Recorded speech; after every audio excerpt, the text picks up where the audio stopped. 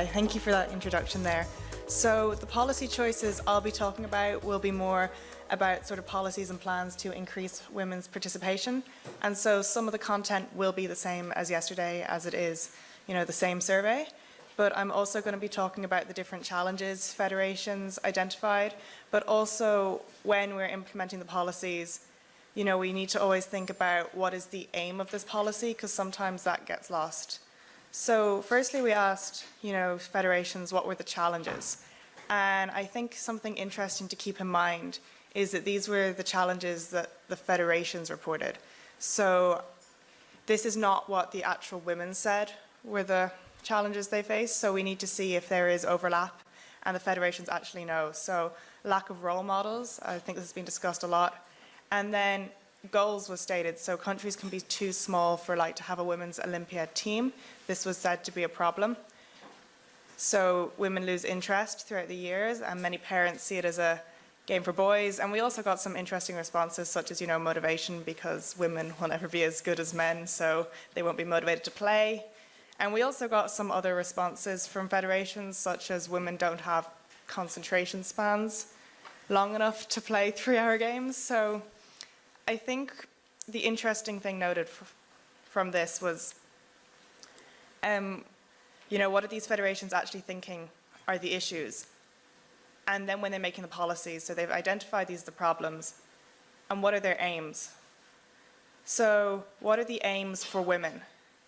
So the federation said a woman's aim could be to make the women's Olympiad team, to win a medal at the Women's Olympiad, to win the women's team championships. And if you go through all of these, only one of them said to win the Open National Championships.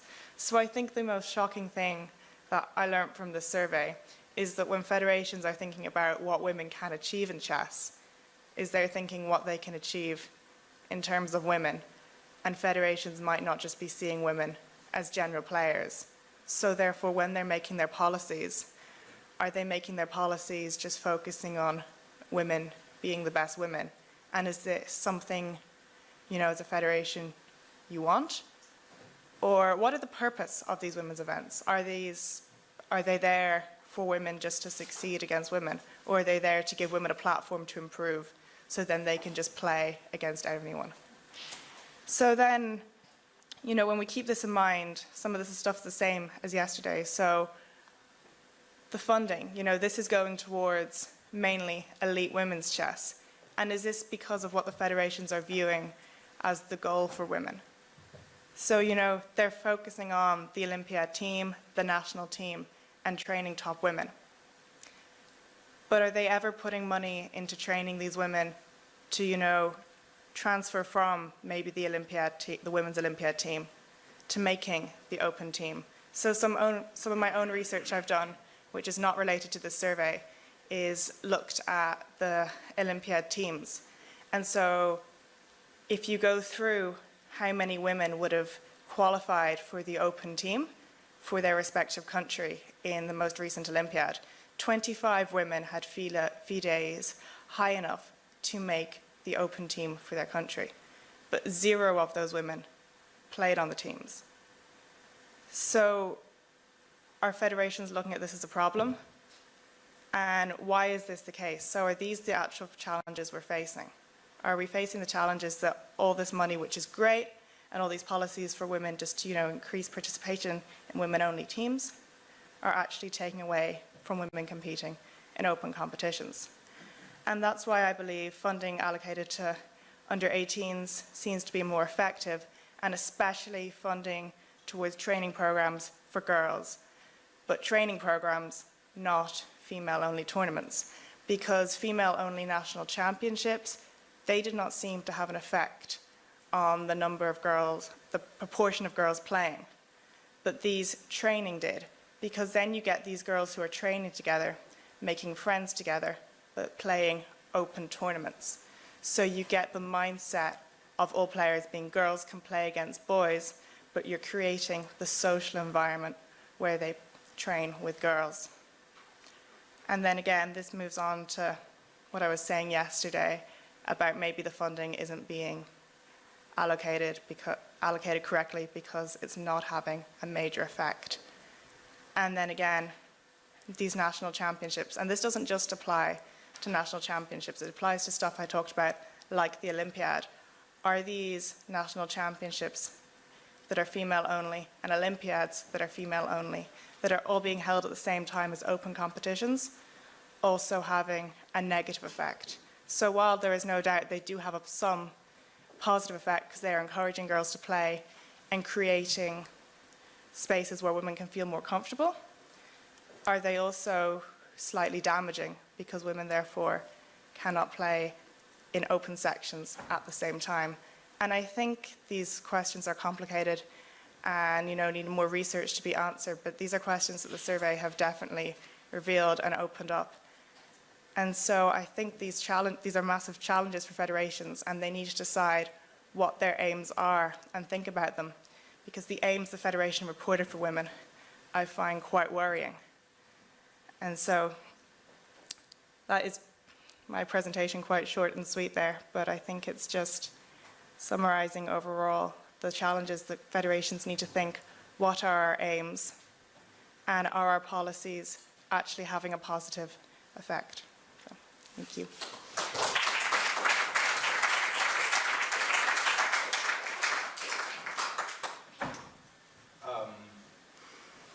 Any question? Oh yeah, sure. Then we go immediately. James, are you around? James was probably not around. Yes, but you can speak loud. Yes, I can. There's no problem. You also I saw you first. Maybe you were not first, but I saw you first. Sorry. So. Does it work? Yeah. Okay, Alice. One of the questions that I got when I saw your presentation was this about the aims of the federations, because I didn't see that the federation had an aim to get a certain percentage of women. For example, like a 50% should be women in our federation or something like that. And that surprised me a bit, because it seems to only be about elite chess that they wanted to have top women playing. But when we look at, for example, Sweden, my country, we can see that those girls continuing to play, they are the elite girls. What we lack actually is a culture for the amateur women to play chess. And that's why it surprised me to see that there is no federation that says that this is important. Do you have any comment on that? Yeah, I agree with you on that. That is something that definitely came out of this, that federations were really focusing on getting more women in elite, and they think these are the goals for women overall, is to just get. But I think the question was also less focused on what the federation wants, but what the federation thinks that women can achieve and what they want their women to achieve. But yes, not many federations responded, we just want, women being happy and playing. They responded, for women just to achieve, but in terms of women. What I am observing is that, of course, strong women, young women are staying in chess because there's a lot of incentives for them. They can play national team quite easily. They get a lot of trainings. They don't have to train by themselves very much necessarily. There are women prizes. All these measures are going to a very small group.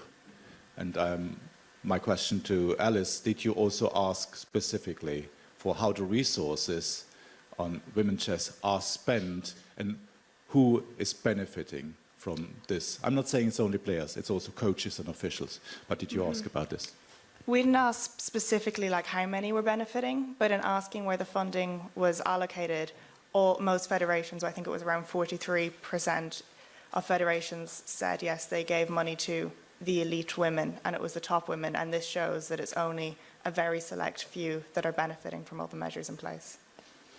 Lily? Actually, following up on that point, on the second slide you showed the aims that women have. And to me, I'm wondering whether you filtered it because it was only success on national championships, or whether that's actually the only responses you got. Because I think that's not the ambitions for most women, just because about 10 women are going to play for the national team, but there are like 5,000 women in the federation. So these weren't the aims that the women reported to us, because we didn't actually survey individual players. They were what the federation thought the women's aims were, and this is what they responded. We didn't filter. These were I mean, well, the responses kind of fell under all those categories. So all the responses were national championship or making the Olympiad, yeah.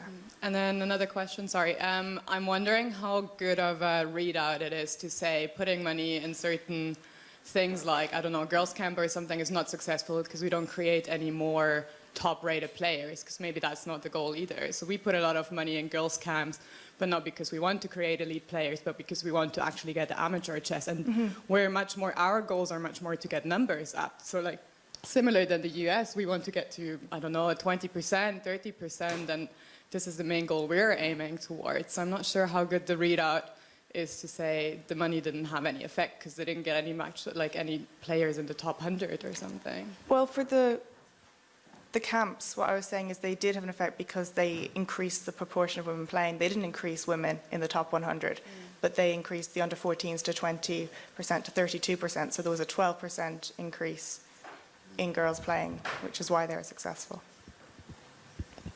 Yeah, I think that's a very important point. There is definitely, we shouldn't scrap women-only things in chess, but a lot of these activities should be like camps, training together, bringing them together so they can connect, they can exchange their experience, reflect, and also give feedback on their experience in chess.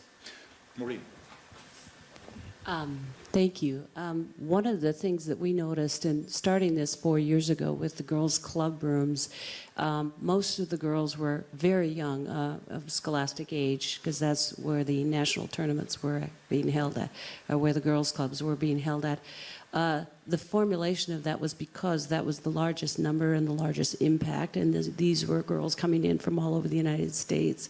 In the 4 years, just wanted to let everyone know here, and of course we don't have the raw data or the statistics, but unquestionably the girls, and it seems to be the younger girls, seem to be rising up very quickly in terms of taking first place and doing very well and becoming and breaking records in those categories. Now, is it because of what we did for, or the movement of these regional tournaments, girls' club rooms, and all the activities we've been doing?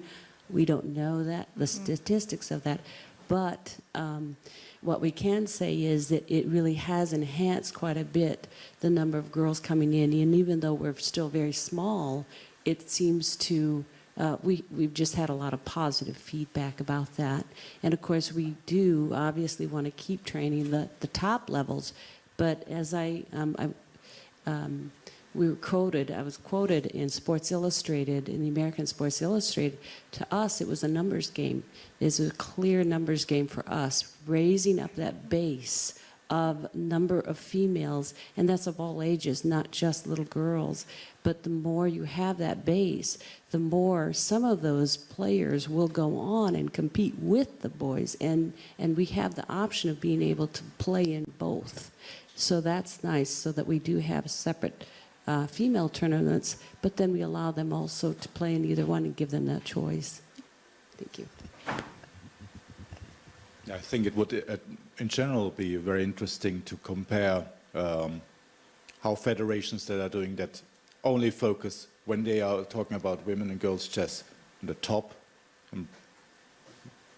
competitive goals only, versus those that clearly go for higher participation and identify the policies and identify what is successful and what is maybe not.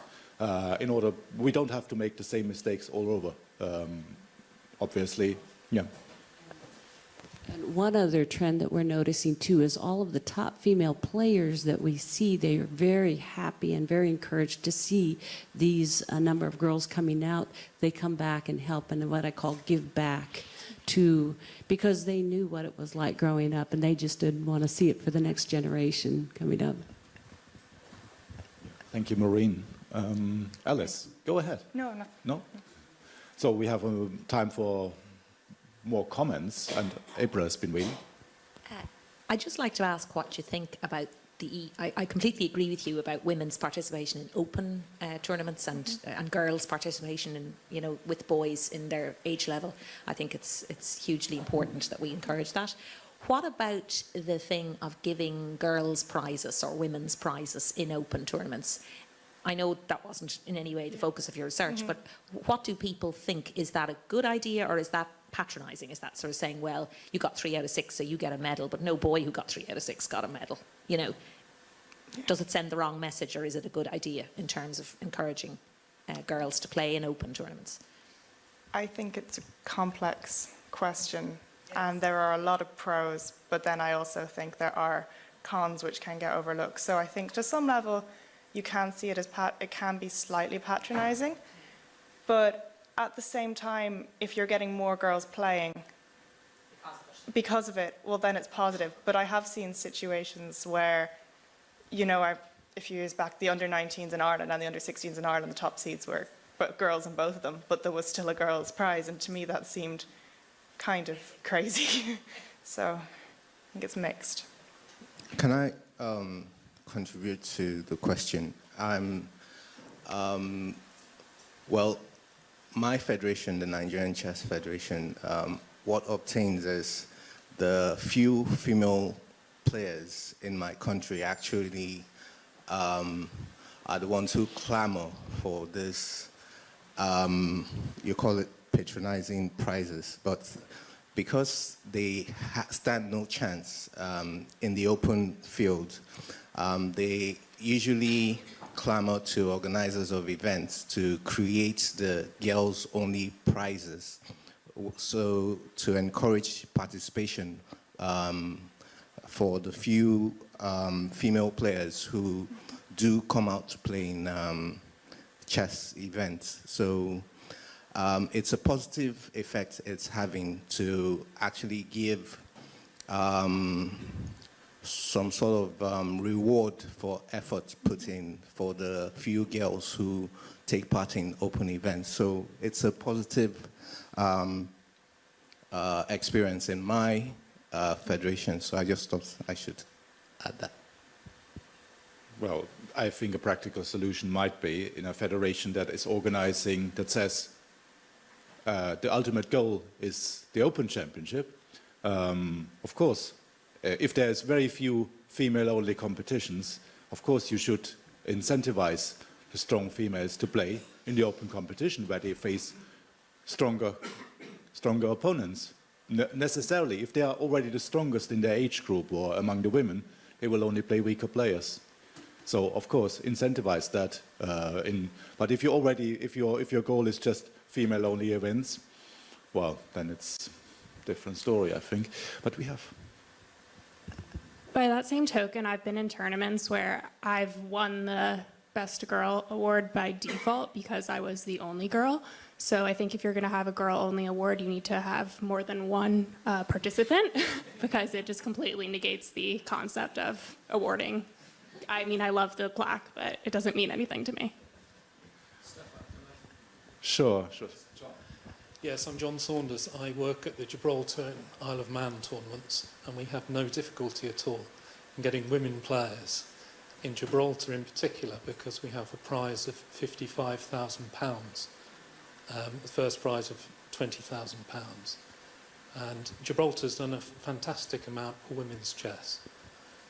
It's regarded as almost the second most prestigious award in women's chess. And you only have to talk to the top players who play there to know that. And of course the other point to make is that they have to play against male players for the most part. Also the Grand Swiss in the Isle of Man recently, we had 18 women players there. I think their ratings were something like 2,400, an average of about 2,450. Their opposition was something like 2,650 right through the tournament, and they actually overperformed. And if you look at their performance, I think on average they gained rating points against players rated 200 points higher than them. So, I mean, I'm definitely in favour of women-only prizes. I would say it's also two special tournaments. If this would be the case everywhere, then many more resources would go to the relatively few female professionals, and they would benefit even more than they are already doing, and there would be comparatively more going into that direction than to participation, because these women prize funds in these tournaments, they don't help participation. Do you agree? No, I agree Sunday. Hi, I'm just wondering if there's any difference between federations in those countries where chess is recognised as a sport and those where it's not. I mean, I'm just thinking of the situation in the UK where it's not recognised as a sport, so that has an impact, detrimental impact on funding. And I mean, I mentioned in my presentation the This Girl Can campaign. If you look on that website, it's doing some great work. There are loads of pictures, positive images about girls in sport. Chess is just not there. So it feels like we're sort of on our own and we're separated off from, you know, mechanisms which might actually help us quite a lot. My hunch has been here that actually maybe it's not so bad if you're not a sport, because then you have a bit more freedom of what you're doing.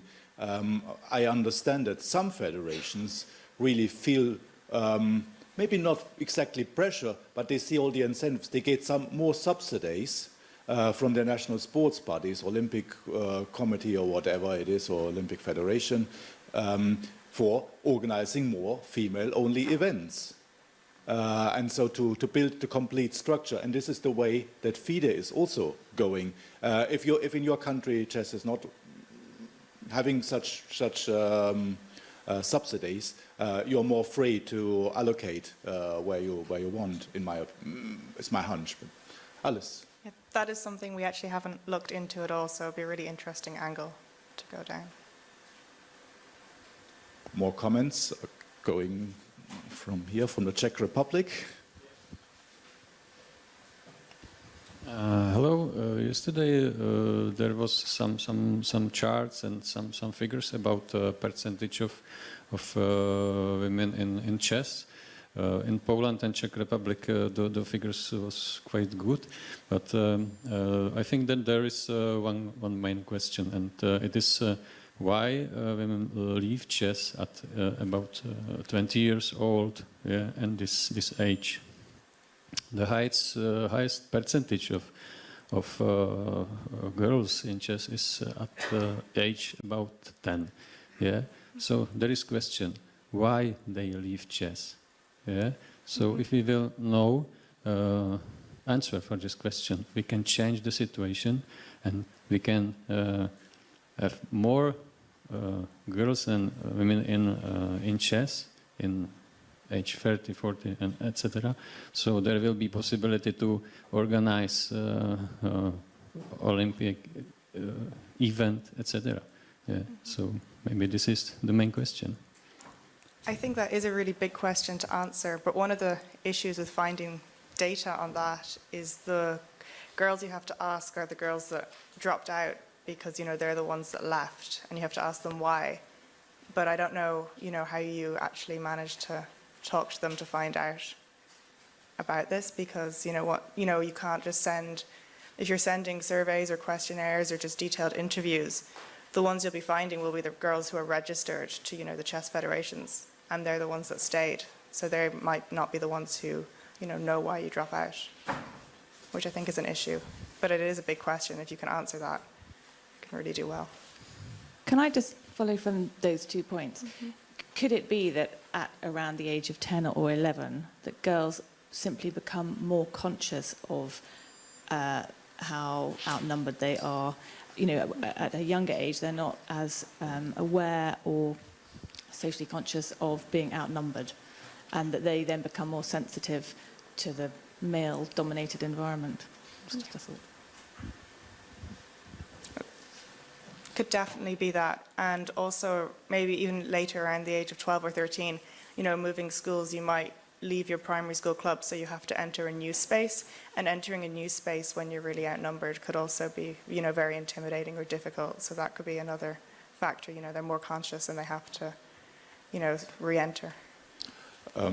Actually, the United States is a place where this has been looked at already for a long time. I think there was a study by Chris Chabris already in the 90s that looking at the dropout. That's why I'm taking Marina.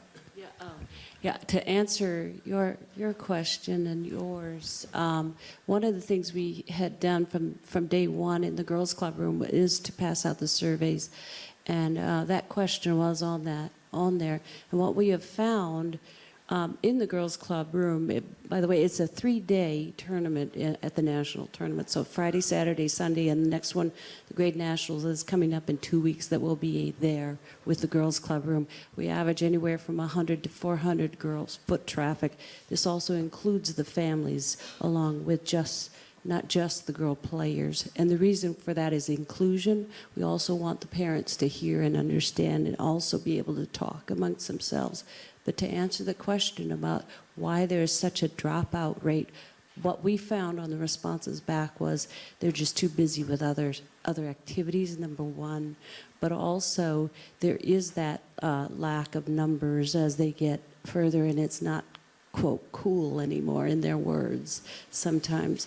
And that's why the Girls Club, we're trying to come up and promote more in terms of team power, girl power kind of thing, so that they can carry through. As with women and girls, we find that they tend to like to be together. So they do it in groups, and when they do, that helps a lot to keep retention. Yes, and maybe their peers who stay in chess have maybe still some contact, and they can come up with some answers. I'm taking Sarah's first. I actually haven't heard anyone even mention chess analysis as an issue, which I'm a bit surprised at.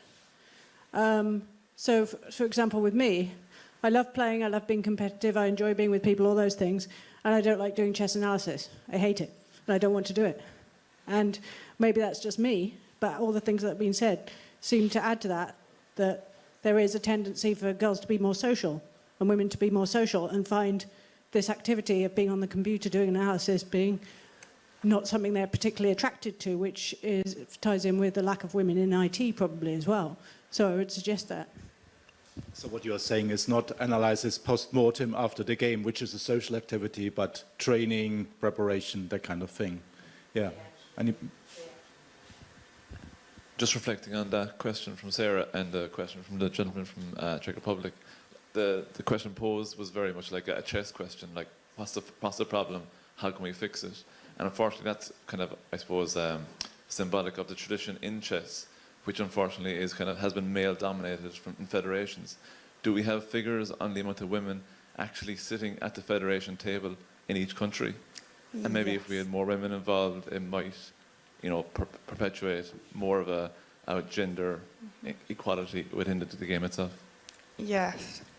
Figures were collected on that, and that is something I have in a later presentation, but it does show that, the more women you have on the board, countries can be more proactive towards sorting women's chess.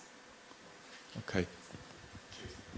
Thanks very much. A great point about making chess more cool, in the sense that a lot of girls, maybe between 11 and 17, would want to combine the concept of chess with history, let's say, strong queens, Castile, Isabella of Castile, Eleanor of Aquitaine. Elizabeth I used to play chess herself with the bishops here in London. So a way of combining history with chess, or a way of combining ballet and music with chess, that might be a way forward to make it more interesting. Yeah, thanks for the comment. I'm coming back to Maureen.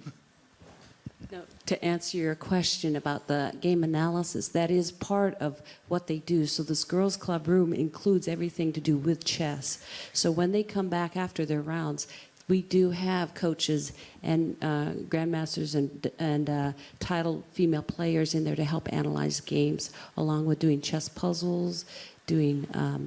We have simuls inside the girls' club room, so it's very much chess related, but they're doing it together with just all girls.